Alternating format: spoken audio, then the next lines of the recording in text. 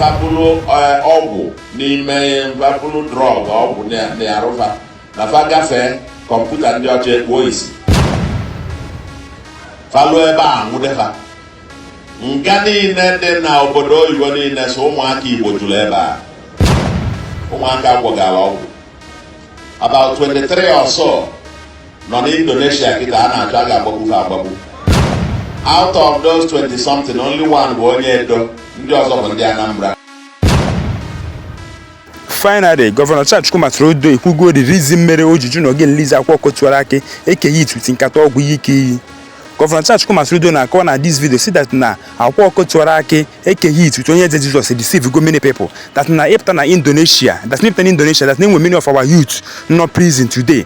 Yes, not due to fagwọrọ for ọgwụ see that na ọgwụ that na iburu ọgwụ ga outside that na ịpụta na kọmputa ndị ọcha disappear.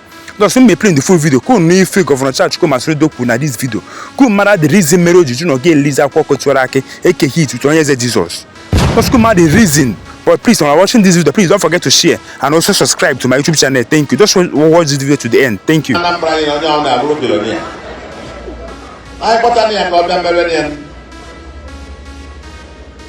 No one didn't even buy you there. Whatever, I never go for the court. From Onye na confess the sorry they am my father say na fa maro my father say not just na fa na just can dem the content creator capable content creator not just can dem mad we na the mad we na enwe angle no ife na ofu onye n'ime feji nwa ya na alụ na hotel ndị aga we bata ịchọ ndị fa asa abụọ ndị na hotel na Imo. Mana ọ na-eme ndị mmadụ fa enwe ego mana o mebara onwe ya o megbubara onwe ya biko na onye agha bụ ka eme egene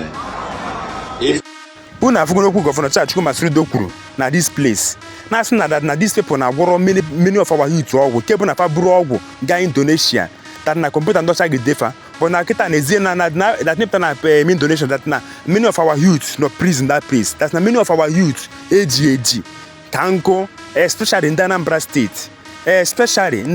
state kokwa abụrịfe mụta dị iru maka ndị na-asị na Governor Chukwuma Soludo arịa atara na Anambra state maka ndị na-asị na Governor Chukwuma Soludo arịa atara what is the many of our youth no prison in Indonesia maybe Indonesia ndị all these people self wey for na agwọchiri ọgwụ a na-abụ ndị asị that na ọ bụ na fa buru ọgwụ gafee that place that na kọmputa ndị ọcha ga-edefa but na fa eburu ọgwụ ka abịa cross tụọ the border kọmputa ndị ọcha wee nwụchie fa kokwa abụrịfa mụta dị room but please don't forget to subscribe to my YouTube channel. Thank you.